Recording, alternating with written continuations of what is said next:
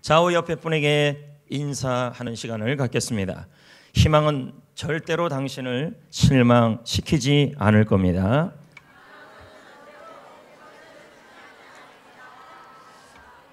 하나님은 우리 교회를 사용하시고 저와 여러분을 축복하여 주실 줄 믿습니다. 최윤희 작가는 이렇게 말합니다. 밥은 굶어도 희망은 굶지 말아라. 무슨 이 말도 안 되는 소리입니까? 라고 말을 할 수 있지만 우리는 왜 밥은 굶어도 희망을 굶으면 안 됩니까? 라고 말합니다. 말해야 뭐 하겠습니까? 밥만 먹으면 배만 나오고 살만 찌고 이렇게 웃기려고 한 겁니다. 네. 그러나 여러분, 희망을 굶으면 안 되는 이유 중에 하나가 희망을 품는 사람들은 그 희망이 저와 여러분을 실망시키지 않기 때문입니다. 오늘 본문 5절은 말씀합니다. 한번 다 같이 읽어보겠습니다. 5절 말씀입니다. 소망이 우리를 부끄럽게 하지 아니함은. 공동 번역은 이 말씀을 이렇게 번역합니다. 희망은 우리를 실망시키지 않습니다. 여러분, 희망만큼은 실망시키지 않는다는 것입니다. 사람은 실망시킵니다. 돈도 우리를 배신합니다. 자녀나 직장이나 일터도 때로는 우리를 실망시킵니다. 그러나 하나님이 주시는 희망은 여러분을 실망시키지 않습니다. 실망이란 무엇일까요? 일이 바라는 대로 되지 않아서 마음이 상해버리는 것을 말하는 것이죠. 그런데 여러분, 희망만큼은 절대로 여러분의 마음을 상하지 않게 할 거라는 것입니다. 그래서 레오나르도 다빈치 게테는 이렇게 말합니다. 희망이 있는 자는 몰락하지 않는다. 희망만 있으면 행복의 움이 싹이 튼다, 핀다. 이렇게 말하는 것입니다. 이와 같이 희망은 우리를 실망시키지 않습니다. 그래서 우리는 희망을 품고 살아야 하는 것입니다. 하지만 지금의 우리의 현실은 어떻습니까? 희망을 가질 수 있는 상황이 아닙니다. 희망조차 품을 수 없습니다. 우리의 자녀, 직장, 일터, 교회 생활, 그리고 학업, 모든 것을 돌이켜보면, 인생을 돌이켜보면 현재 우리의 상황을 바라볼 때 희망이 안 보입니다. 절망이 보입니다. 절망이란 말은 더 이상 바랄 수 없어 희망이 끊어진 상태를 말하는 것입니다. 본문은 이런 상황을 이렇게 설명하고 있습니다. 환난이라고요. 3절 말씀을 봅니다. 읽어봅니다. 자, 우리가 뭐 중에 있다고 그러고 있습니까? 환난이다. 환난은 그 뜻이 외적 환경에 의해서 생겨나는 압박, 괴로움, 억압을 말합니다. 내 인생에, 내 가정에, 나의 자녀에게 하나님이 그들에게 압박과 괴로움과 억압이 있다라는 것이죠. 우리는 태어나면서 죽을 때까지, 아니면 태어나면 요람부터 마지막 무덤까지 우리는 환난 속에 살아갑니다. 10대는 미래에 대한 압박이 있고 20대, 30대는 경쟁의 쓴맛이 고통이 됩니다.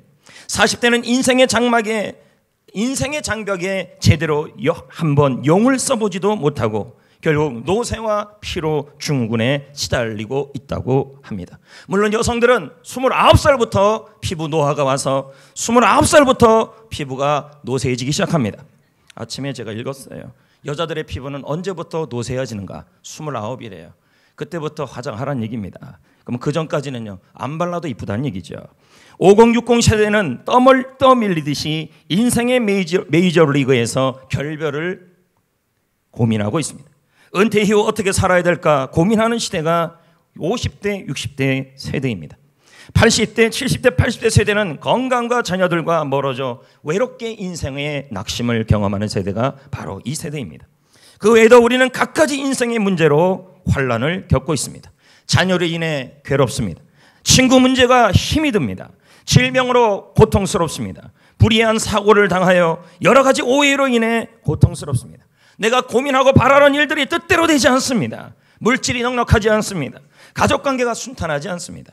미래도 불안합니다. 그런데 오늘 본문 3절 말씀에 보면 이렇게 말씀하고 있습니다. 우리가 환난 중에도 즐거워할 수 있다. 여러분이 지금 자녀나 가정, 인생, 물질, 사람, 교회 생활, 직장 생활, 가족 생활, 지옥 같은 고난 속에 있다 할지라도 우리는 즐거워할 수 있다라는 말입니다. 갖가지 고통 속에서도 행복할 수 있대요. 여러 가지 압박 속에서도 우리는 기쁘게 살 수 있대요. 왠지 아십니까? 환난 중에서도 희망을 품으면 그렇게 될 수 있다는 말입니다. 왜요? 희망은 여러분을 실망시키지 않기 때문인 것입니다. 그러므로 환난 중에서 반드시 우리가 품어야 될 것이 있다면 희망입니다.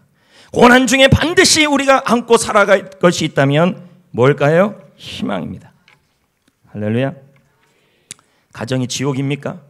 집에만 있으면 숨이 막힙니까? 자녀를 바라보면 가슴이 답답해 옵니까? 인생에 고통이 있습니까? 회사가 고통스럽습니까? 사업이 너무너무 잘 안 됩니까? 건강이 음침한 골짜기로 지나고 있습니까? 교회 생활이 지금 환난 속에 있습니까? 여러분, 이 환난 중에서 즐거워할 수 있다는 것입니다. 희망을 품어야 합니다. 뭐에 대한 희망? 가정에 대한 희망, 자녀에 대한 희망. 포기하면 안 돼요.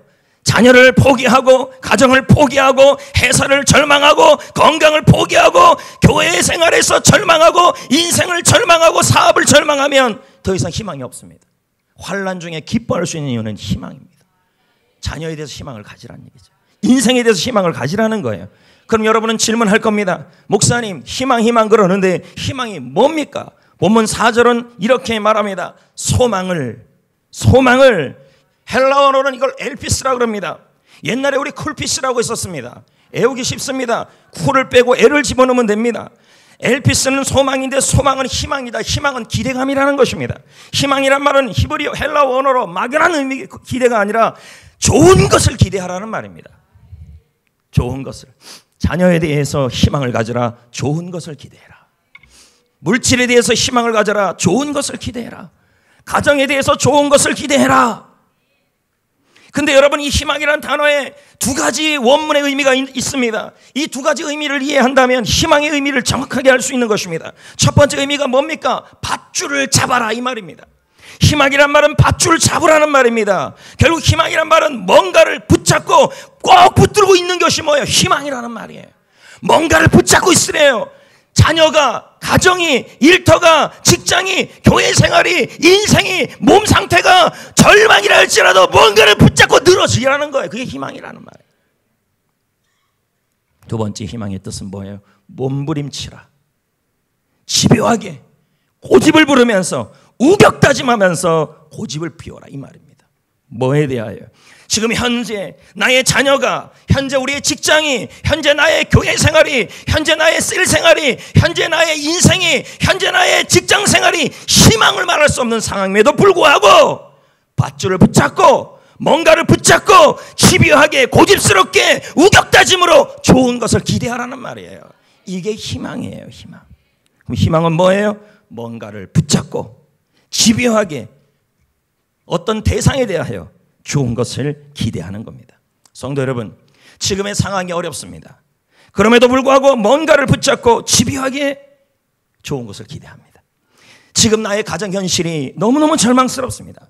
그럼에도 불구하고 뭔가를 붙잡고 끈질기게 우리 가정에 대해서 좋은 것을 바라보는 것.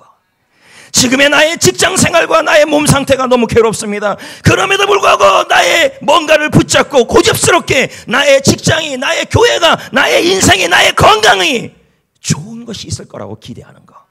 이게 바로 희망입니다. 아멘. 여러분, 유대인 박사 빅터 프랭클이라는 분이 수용소로, 포로 수용소에서 수많은 사람들이 죽어가는 것을 보았습니다. 그의 현실은 최악입니다. 최악이라는 말은 절망이죠. 더 이상 자신의 인생에 대하여 뭔가를 기대할 수 없는, 희망을 품을 수 없는 상태였습니다. 그럼에도 불구하고 그는 희망을 품습니다. 여러분, 밥은 굶어도 희망은 굶으면 안 돼요. 자신의 인생이 최악인데도요, 뭔가를 붙잡고 집요하게 나의 날은 좋은 날이 올 거라고 소망하며 기대하며 고집스럽게 자신의 인생에 대하여 좋은 것을 기대했어요. 이 사람은요. 여러분, 희망은 실망시키지 않아요. 이 포로 수용소에서 이 사람은 살아남잖아요. 성도 여러분, 희망은 뭘까요? 다시 정리해 봅시다. 무언가를 붙잡고 집요하게 고집스럽게 좋은 것을 기대하는 것입니다. 그럼 제가 자꾸 뭔가를 붙잡아야 된다고 그러잖아요. 네? 희망은 뭐라 그랬어요? 밧줄이라 그랬어요. 뭔가를 붙잡고 밧줄을 잡아야 되는데 그 밧줄이 뭐냐는 거죠. 뭔가를 붙잡고 집요하게 나의 자녀가 속을 썩여요. 그럼에도 불구하고 자녀에 대해서 뭘 해야 돼요? 좋은 것을 기대하고. 나의 일터에가 너무너무 힘들어요. 그럼에도 불구하고 뭔가를 붙잡고 일터에 대해 좋은 날을 기대하고, 나의 가정이 지옥 같아요. 그럼에도 불구하고 뭔가를 붙잡고 가정에 대해서 좋은 걸 기대하고, 할렐루야. 교회 생활이 때로는 너무 힘들어요. 그럼에도 불구하고 뭔가를 붙잡고 집요하게 교회 생활에 좋은 날을 기대하고, 그게 희망이라는 거예요. 그럼 뭘 붙잡아야 될까요? 일반적인 사람들은 그 뭔가가 사람이래요. 사람을 붙잡으래요. 환경을 붙잡으래요. 그리고 인맥을 붙잡으래요. 그러나 그것은 성경에서 말하는 내용이 아니에요. 여러분은 뭘 붙잡아야 될까요? 오늘 본문 말씀에 보면요, 하나님의 사랑을 잡으래요. 자, 5절을 한번 볼까요? 봅시다. 뭘 잡아야 될까요? 사람을 잡아요? 인맥을 잡아요? 실망밖에 안 합니다. 하나님의 사랑은 결코 실망을 안 줘요. 5절을 볼까요? 소망이 우리를 부끄럽지 않아요. 소망이 우리를 실망시키지 아니함. 이유가 뭐래요? 하나님의 사랑이 우리 마음에 부음바 되었다. 현대인의 성경은 말합니다. 그것은 소망이 우리를 부끄럽게 실망시키지 않은 것은, 그것은 하나님이 우리에게 주신 성령으로 말미암아 우리 마음에 그분의 사랑이 부어졌기 때문이라. 여러분, 하나님의 사랑 때문에 우리는 환난 중에서도 집요하게 좋은 것을 기대할 수 있다는 말이에요. 그러므로 희망이란 뭘까요? 제가 아까 뭘 붙잡자 그랬잖아요. 밧줄이요. 그 밧줄이 뭐예요? 바로 하나님의 사랑이란 밧줄이에요.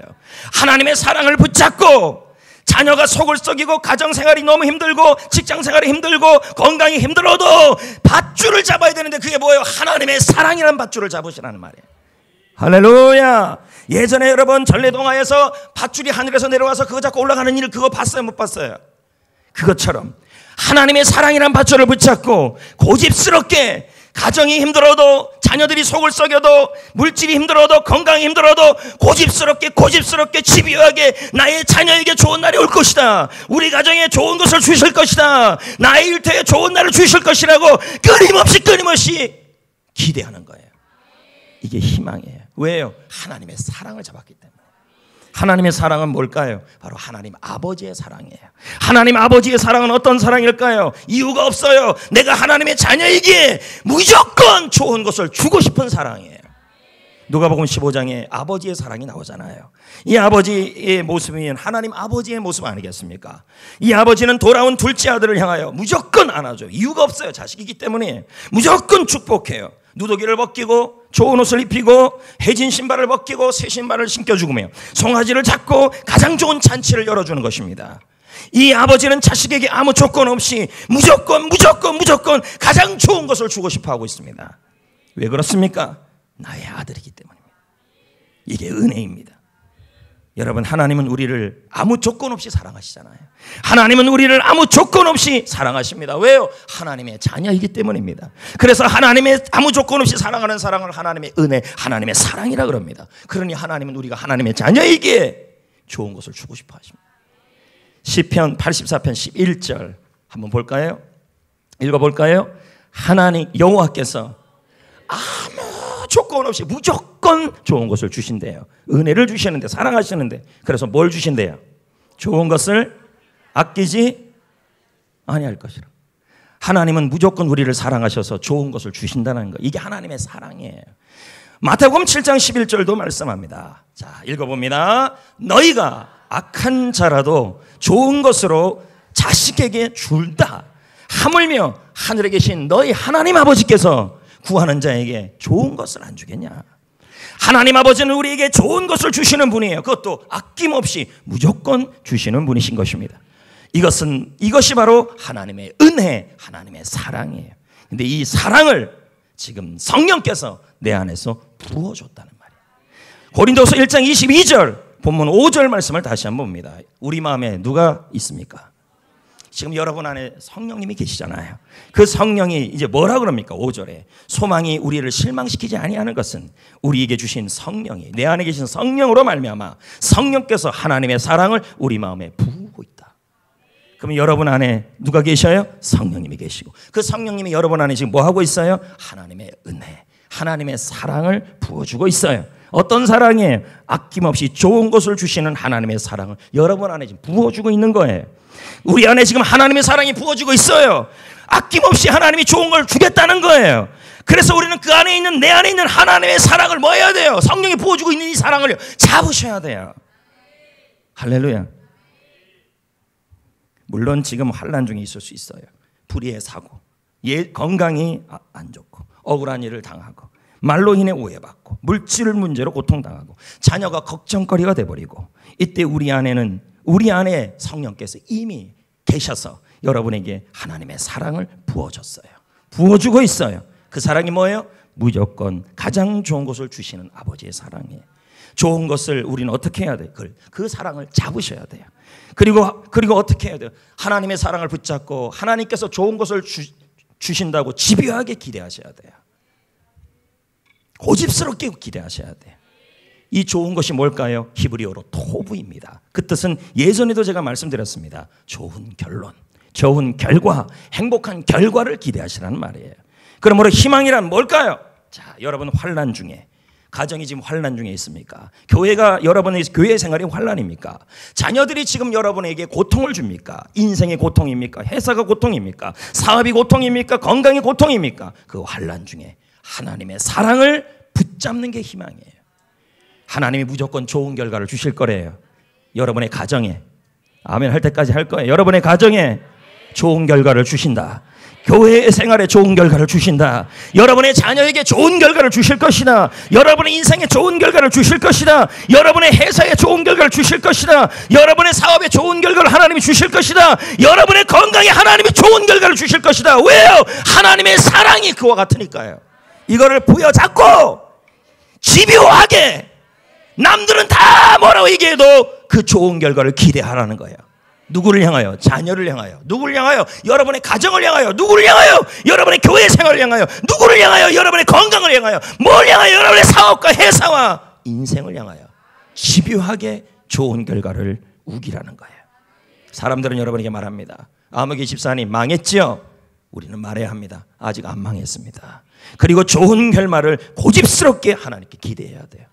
도무지 바랄 수 없는 상황입니다. 어떻게 해요? 희망은 고집스럽게 하나님의 사랑을 붙잡고 하나님이 나의 일터와 가정과 직장에 좋은 결말을 주실 것이라 고집스럽게 우기는 거예요. 기대하는 거예요. 사람들은 여러분보고 끝났대요. 여러분의 가정에 향하여 끝났대요. 근데 우리는 우겨요. 뭐라고요? 안 끝났대요. 그리고 밧줄을 잡아요. 하나님의 사랑의 밧줄을 잡아요. 근데 그 밧줄이 뭐냐 했더니 우리에게 좋은 결말을 주시는 사랑이에요. 그것도 무조건, 그걸 우리는 어떻게 해요? 집요하게, 좋은 결과를 집요하게 사람들 앞에, 하나님 앞에 우기는 거예요. 이게 희망이에요. 그렇게 잡는 사람은 절대로 희망이 실망시키지 않아요. 그러므로 환난 중에서 희망을 품어야 합니다. 지금 환난 중에 있습니까? 가정이나 교회나 자녀나 인생이나 회사나 사업이나 건강에 여러분 막 극심한 고통 속에 있습니까? 지금 할 일은 하나님의 사랑을 붙잡는 거예요.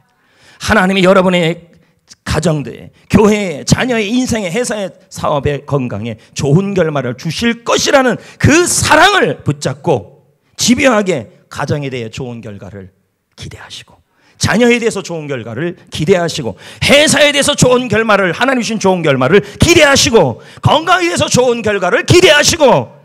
남들은 건강진단서가 죽는 거래요. 근데 우리는 어떻게 해요? 하나님 앞에 우겨야죠. 하나님 사랑 붙잡고. 그런데 여러분이 소망을 품고 희망을 품으면요, 가정에 대해서 희망을 품고, 예? 인생에 대해서 희망을 품고, 자녀에 대해서 희망을 품어요. 절대 이 아이가 속 썩어서 도무지 희망이 안 보이니도 희망을 품어요. 회사도 남들이 보기에는 끝났다는도 희망을 품어요. 계속 희망을 품어요. 가정도 희망을 품어요. 그러면 어떤 일이 일어나는지 아십니까? 하나님이 희망하는 일을 이루어줘요. 볼래요? 4절에요. 소망을 이루는 줄을 알미라. 소망이 이루어진대요. 이룬다는 뜻이 뭘까요? 히브리어 헬라어의 뜻이 뭐냐면 소망하는 결과를 가져오다, 소망하는 결론을 실현시키다, 이 말이 되는 거예요. 결국 뭡니까? 하나님의 사랑을 붙잡고 집요하게 하나님 주신 좋은 결과를 기대하는 사람에게는 하나님이 희망하는 결과를, 희망하는 결론을 자녀들에게 희망을 품었다면 그걸 이루어주고, 도무지 저 문제 어떻게 하면 좋아요? 그래도 희망을 품으면 희망하는 결과를 이루어주고, 가정을 바라보면 지옥 같은 현실인데도 희망을 품어야 돼요. 그러면 그걸 이루어지고, 사업도 똑같고 건강도 똑같다는 것입니다. 여러분, 희망만큼 여러분을 실망시키지 않는 게 없어요. 잠언 10장 28절도 한번 읽어보겠습니다. 다 같이 읽어봅니다. 의인의 소망은 뭘 이루어줘요? 그럼요. 희망을 품고 소망을 품으면 희망하는 일이 즐겁게 이루어진다는 말이 되는 거예요. 아브라함은 자식이 없었습니다. 그것도 99세 100세의 나이입니다. 그럼 이런 나이에 희망이 있겠습니까? 몸은 늙어가고 성경에서 보면 그의 몸을 죽은 사람과 똑같다고 표현하고 있습니다. 늙었으니까요. 그런 100세의 몸에 그런 상태에 희망과 소망을 품을 수 없습니다. 그럼에도 불구하고 아브라함이 끝까지 품은 게 뭘까요? 하나님의 사랑을 붙잡고 하나님의 약속을 붙잡고 그가 죽을 때까지 품었던 건 희망이었어요. 희망은 우리를 실망시키지 않아요. 본문 로마서 4장 18절에 아브라함의 상황을 이렇게 설명해요. 아브라함이 뭐하 중이에요? 바랄 수 없다라는 말은 뭘까요? 절망스러운 상황이에요. 가정에 자식이 없어요. 자식 문제가 생겼어요. 자식이 고통이 돼요. 인생이 고통이 돼요. 그런 절망 중에 그가 바라고 믿었다는 말은 희망을 품었다는 말이에요. 하나님의 사랑을 부여잡고 희망을 붙잡고 집요하게 고집스럽게 하나님이 좋은 결과를 주실 거라고 기대하고 우겼다는 말이에요. 이게 희망이에요. 희망을 품으면 희망하는 일이 이루어져요. 성도 여러분, 우리가 희망을 품으면 가정에 대해 희망을 품습니다. 근데 지금 가정이 아브라함처럼 바랄 수 없는 상황이라면 그래도 우리가 할 일은 희망이에요. 자녀가 바랄 수 없는 상황입니까? 그래도 희망이에요. 회사가 지금 아무것도 바랄 수 없는 상황입니까? 절망스러운 상황이 처해졌습니까? 그래도 희망을 품어야 돼요. 건강이 지금 너무너무 아픕니까? 그래도 우리가 해야 될 건 바랄 수 없는 중에 바라고 믿어야 돼요. 하나님의 사랑을 잡아야 돼요. 교회 생활을 하는데 너무너무 힘들고 버겁습니까? 그래도 우리는 뭐예요? 희망을 품어야 되고. 인생 생활이 너무도 절망스럽습니까? 바랄 수 없는 중에 하나님의 사랑을 부여잡고 희망을 품어야 돼요. 희망을 부여잡아야 돼요. 희망을 가져야 돼요. 하나님이 그 대상에게 좋은 결과를 주실 것이라고 기대해야 돼요. 어떻게 해요? 남들은 모두 안 된다 그래도 집요하게 고집스럽게 하나님이 좋은 것을 주실 거예요. 왜 우리 이거 할 수 있어요? 하나님의 사랑이 근거이기 때문에. 근데 여러분 참 감사한 건요, 희망하는 것이 이루어지는 걸 보려고 그러면요 뭐가 필요해요? 그 환난 중에서도 뭐가 해야 돼요? 그렇죠, 기다리고 버텨야 돼요. 아닌가요? 내 자식이 고통스럽게 하고 가정생활이 고통스러운데 그 성에서도 내가 희망을 품었다면, 좋은 결과를, 하나님 주신 좋은 결과를 기대한다면 그 좋은 결과가 올 때까지 뭐 해야 돼요? 인내해야 돼요. 맞습니까? 근데 문제는 뭐냐면 하나님께서는요, 여러분이 그 힘든 상황에서도 환난 중에서도 희망을 품고 살아가면 하나님이 여러분에게 인내력을 주신다 그래요. 자, 3절 한번 봐요. 환난은, 여러분 이게 참 웃긴 말씀이에요. 환난이 바로 인내를 만들어줍니까? 말이 안 되는 거예요. 환난을 반응을 잘해야 인내가 나오죠. 그러면 전체 문맥은 뭐냐면 환난 중에 소망을 품을 때, 희망을 품을 때 하나님이 인내를 준다는 말이에요. 그럼 희망을 품으면 뭐가 생겨요? 견딜 수 있는 힘이 생긴다는 거죠. 할렐루야.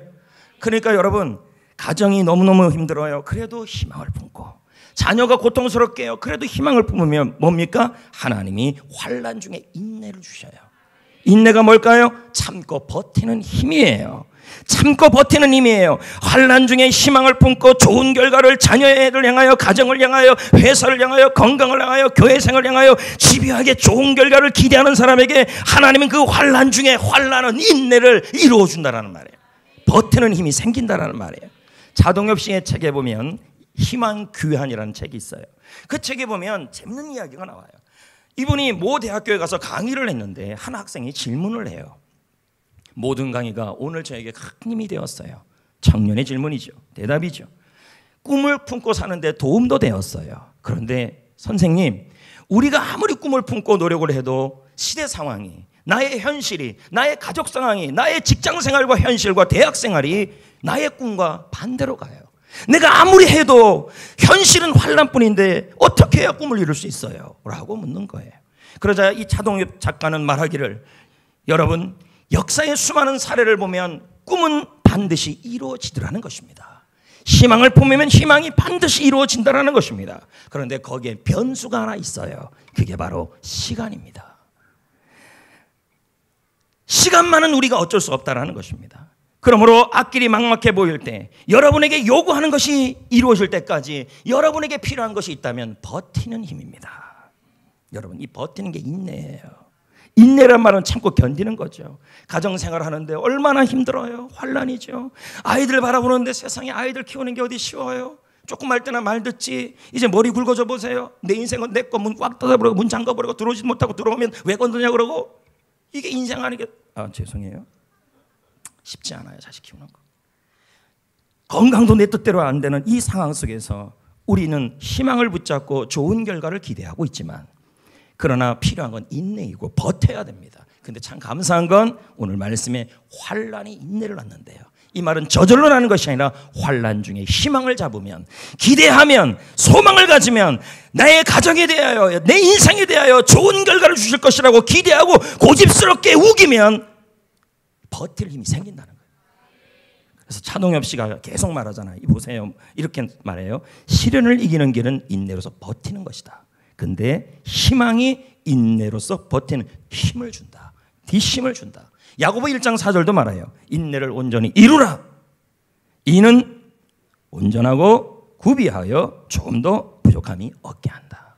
인내가 뭘 만든다는 말이에요? 부족함이 없이 만들어준다는 거죠. 그러므로 여러분, 가정생활 힘듭니까?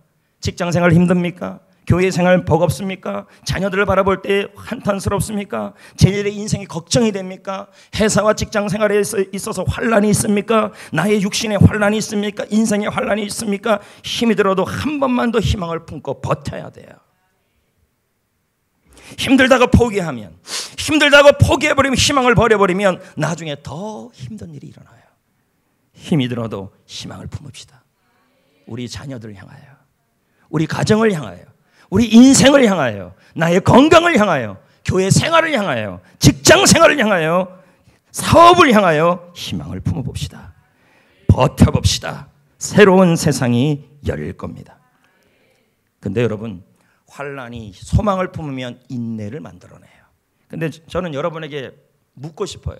자, 희망이라는 말은 하나님의 사랑을 부여잡고 좋은 결과를 기대하는 거잖아요. 고집스럽게. 그렇게 하면 하나님이 뭘 주신다 그랬어요? 인내를 준대요. 그럼 인내는 버티는 힘이잖아요. 근데 버티더라도 어떻게 버텨야 돼요? 끝까지 버텨야죠. 언제까지 버텨야 되는데요? 내가 소망했던 그 일, 자녀에 대한 일, 직장의 일, 회사의 일, 몸에 대한 일, 그 모든 일이 뭐예요? 이루어질 때까지, 희망하는 일이 하나님이 이루어질 때까지 끝까지 버텨야 되잖아요. 너무 감사한 건 하나님이 그 끝까지 견디는 힘도 주신다고 그래요. 4절. 인내는 연단이 뭔데요? 사람에게 있어서 인정받는 인격이에요. 근데 이거 가지고는 여러분이 해석이 안 돼요. 그래서 제가 수많은 성경 번역서들을 봤더니 공동 번역에 해석이 잘 나왔어요. 이 연단이 시련을 이기는 끈기래요. 그럼 끈기가 뭐냐 봤더니 쉽게 포기하지 않고 정말 내가 찾는 단어가 나왔어요. 끝까지 이겨내는 힘이래요. 끝까지. 그 끝이 어딘데요? 내가 자녀에 대해서 희망하는 일이 이루어질 때까지예요. 그러면 여러분 보세요. 환난을 당할 때 자녀를 향하여, 직장을 향하여, 교회를 향하여, 삶에 향하여, 인생에 대하여, 육신에 대해서 환난을 당할 때 여러분이 하나님의 사랑을 붙잡고 희망을 품으면 뭐가 생겨요? 하나님 뭘 줘요? 환난이 인내를 준대요. 그러니까 희망만 잡으면 뭐가 생겨요? 인내가 생기고. 그리고 희망을 품고 버티면 하나님이 뭘 줘요? 연단을 줘요. 연단이 뭔데요? 끝까지 이겨내는 끈기를 준다는 말이에요. 그럼 뭐만 붙잡으면 돼요? 희망만 잡으면 연단도 주시고 끈기도 주시고 인내도 주시고 희망하는 일도 이루게 한다는 말이에요. 그러니까 희망만 잡으시라는 말이에요. 고린도전서 10장 13절에 말씀합니다. 사람이 시험을 당할 쯤에 너희로 능히 감당하게 하신다. 감당한다는 말은 견디는 힘을 준다는 말이에요. 할렐루야. 성도 여러분, 하나님의 사랑 있죠? 오늘 본문에 이 사랑이 없대요. 성령이, 여러분 안에 계신 성령이 그 사랑을 부어주고 있대요. 부어주고 있대요. 그 사랑이 뭐라 그랬어요? 은혜로 좋은 것을 아끼지 않는 사랑이다. 그것도 어떻게 해요? 무조건이에요. 아무 조건 없이 하나님의 자녀이니까 여러분에게 좋은 날을 주시고 좋은 결과를 주신대요. 뭐에 대하여? 자녀면 자녀, 교회면 교회, 직장이면 직장, 회사면 회사, 육신이면 육신, 인생이면 인생, 사업이면 사업, 전도면 전도. 전도는 아멘 안 하시네요. 전도면 전도, 훈련이면 훈련. 좋은 결과를 주신대요. 이걸 어떻게 해요? 부여잡으면 그리고 고집스럽게 기대하면 그다음 뭐가 생겨요? 인내가 생겨서 버티게 돼요. 그리고 인내로 버티면 끈기가 생겨요. 연단이 생겨요. 사람에게 있어 인정받을 인격 끈기가 생긴다는 말이에요. 근데 누가 주셔요? 하나님이 감당할 힘을 다 주신대. 그리고 그렇게 버티다 보면 끝까지 버티면요, 희망이 이루어지는 것을 보게 되는 거예요. 저는 예전에 여러분들에게 영국 소 중에서 해리포터 소에 대한 이야기를 한 적이 있어요. 이 소는 극심한 추위를 견디는 능력이 우수하여 소문이 나는 소입니다. 그러니까 추위를 이기니까 얼마나 이 육질도 좋겠습니까? 아마 엄청 맛있을 것입니다. 요즘 소 먹어본 적이 너무 오래돼가지고 개는 자꾸 주는데, 성도들이 개는 자꾸 주는데 소는 안 주네요. 정소 주시고 싶으면 영국 가서 저거 수입해다 주십시오. 해리포터 종이라고. 일반적으로 방목하는 소들은 혹하는 추위를 견디기 위해서 힘이 들면 등을 돌린대요. 우리도 안 그래요? 추우면 등 돌리죠. 맞지 않아요? 그러면 그걸 이기지 못해서 이 일반적인 영국 소들은 다 죽어진다는 거야. 등을 돌리니까, 견디지 못하니까. 근데 이 소는요, 차가운 바람이 오면 정면으로 본대요. 그리고 맞서서 버틴대요. 그리고 본능적으로 추위가 바람이 불면 앞으로 나가버린대요. 이걸 뭐라 그래요? 끈기죠. 끝까지 견디는 힘이죠. 이 소 중에서 한 마리도 죽은 소가 없어요. 인생도 이와 같습니다. 악천후가 왔을 때 희망을 품고, 가정의 악천후, 인생의 악천후, 건강의 악천후, 회사의 악천후, 직장생활의 악천후, 사업의 악천후, 나의 가정의 악천후, 자녀의 악천후. 부모의 가장 큰 걱정은 거의 다 보면 자녀 걱정들이에요. 그 악천후 왔을 때 어떻게 해야 돼요? 여러분, 절망하지 마세요. 절망이란 말은 기대하는 것을 버렸다는, 포기했다는 얘기예요. 여러분, 절망해서는 방법이 없어요. 하나님의 사랑을 부여잡고 그 상황에서 좋은 것을 주실 것을 기대하시면서 희망을 품어보세요. 그러면 인내가 생겨요. 버티는 힘이 생겨요. 버티다 보면 뭐가 생겨요? 끈기가 생겨요. 끝까지 버티는 힘이 생겨요. 그럼 어떻게 돼요? 희망하는 일을 보게 되는 것이죠. 할렐루야. 여러분, 한문에 보면요, 기호지세라는 말이 있어요. 이렇게 씁니다. 기, 탈기자예요. 맞죠? 기마병 몰라요?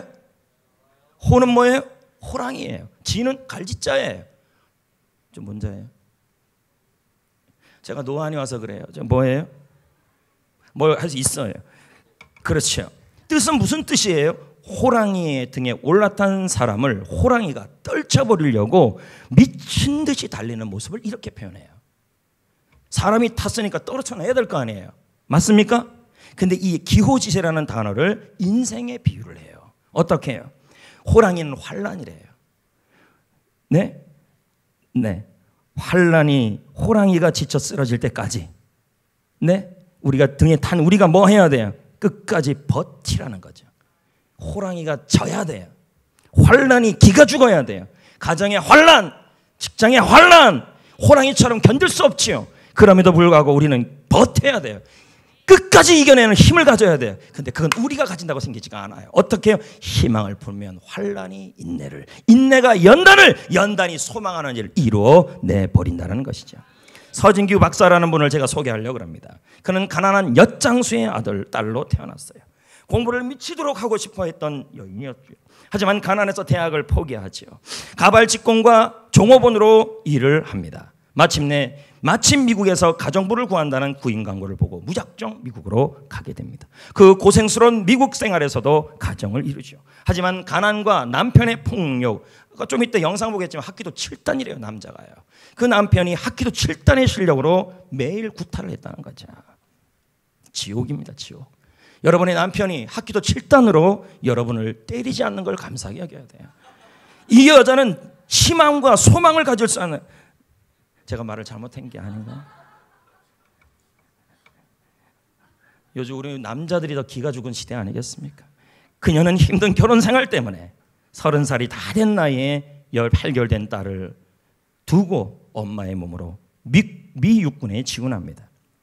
왜냐하면 그녀는 하나님의 사람이었고, 그리고 마음속에 희망이 있었습니다. 여러분, 모든 것은 굶어도 희망만은 굶으면 안 돼요. 하나님이 자신에게, 자신의 인생에 좋은 결과를 주실 것이라고 잡고 희망을 품고 고난을 맞싸우면서 버텼어요. 좋은 날이 올 거라고 기대하며 끝까지 집요하게 자신의 인생을 소망했어요. 그러는 동안에 그녀에게는 끈기와 인내가 생겼어요. 그리고 15년 동안 6군데 대학에 걸쳐 42의 나이로 하버드 대학에 입학하고 지금은 박사가 되어 있습니다. 희망은 그녀를 실망시키지 않았어요. 아까도 제가 말했지만 가정에, 또 직장에, 사업에, 여러분의 자녀의 인생과 교회와 그런 모습에 그 환난과 고통이 있을 것입니다. 그럼 우리는 이런 생각이 들어요. 내가 왜 여기 있지? 내가 왜 이 집에 있지? 왜 이 집에 결혼해 왔지? 내가 왜 이 집에서 태어났지? 직장 생활하면서도 내가 여기 있는지 모르는, 그럼 왜 있는지도 모르는 마음까지 듭니다. 버티기도 어렵죠. 그때는 힘들고 지치고 눈물까지 납니다. 사랑하는 성도 여러분, 그런 성도님들을 위해 오늘 말씀이 준비된 거예요. 여러분에게 말씀드리고 싶습니다. 희망. 제가 말하는 이 희망은 세상에서 말하는 책에서의 희망이 아니라 주님이 주시는 성경책에서의 희망이에요. 하나님의 사랑.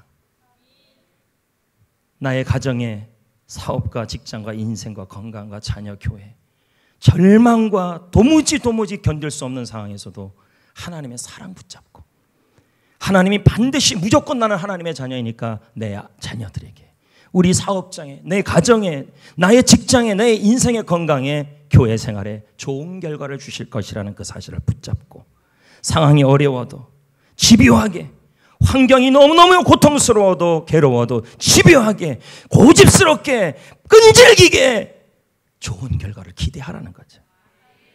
그럴 때 인내가 생기고 연단이 생기고 끈기가 생겨서 희망하는 일이 이루어질 겁니다. 저는 이 시간 찬양 한 곡을 부를 건데요, 찬양 제목은 하나님의 위로입니다. 이 찬양은 하나님의 위로예요. 무슨 위로냐면 현재 가정생활과 사업과 직장과 인생과 자녀와 교회 생활을 하다가, 건강을 하다가 열심히 믿음 갖고 버텨왔는데 견딜 수 없어 지친 사람들에게 주시는 하나님의 위로예요. 한번 제가 여러분을 위해서, 또 우리 자신을 위해서 부르고 이 말씀을 마무리를 짓겠습니다. 주보에 다 있어요. 네, 맞아요.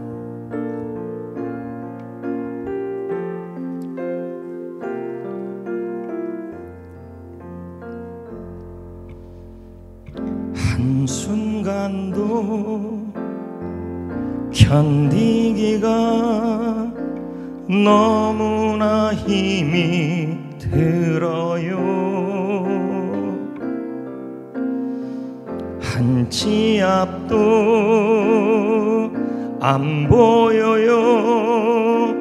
어찌하지요 하나님.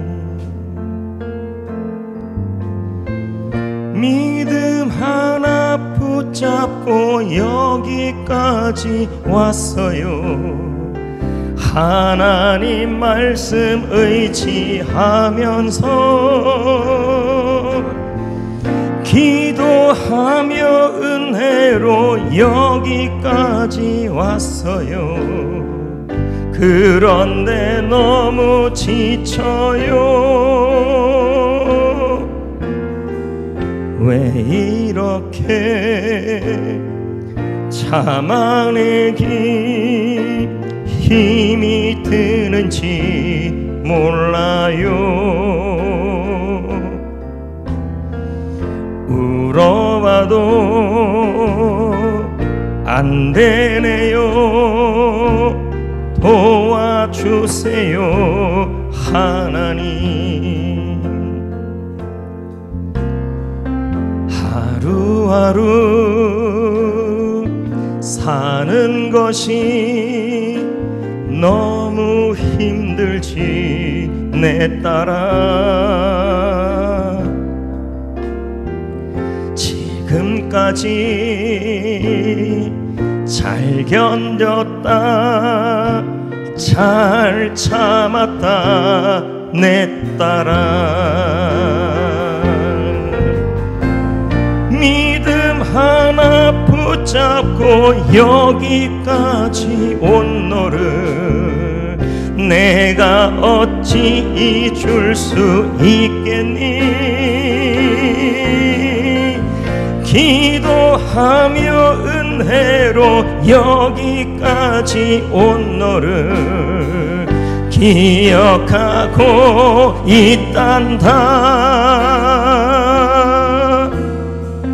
조금만 더 견디거라. 참고 살아라 내 딸아. 조금만 더 기다려라. 살아간다 내 딸아. 믿음 하나 붙잡고 다 같이 부릅니다. 믿음 붙잡고 여기까지 온 너를 내가 어찌 줄 수 있겠니.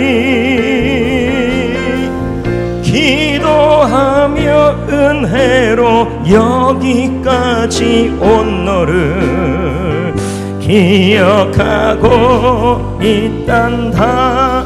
나는 너를 기대한다. 나는 너를 기대한다. 이겨낼 줄로 믿는다. 희망으로 품고 살라. 희망으로 품고 살라. 내 아들아 내 딸. 한 번 더 부릅니다. 믿음 하나 붙잡고 여기까지 온 너를. 믿음 하나 붙잡고 여기까지 온 너를 내가 어찌 줄 수 있겠니. 기도하며 은혜로 여기까지 온 너를 기억하고 있단다. 나는 너를 기대한다.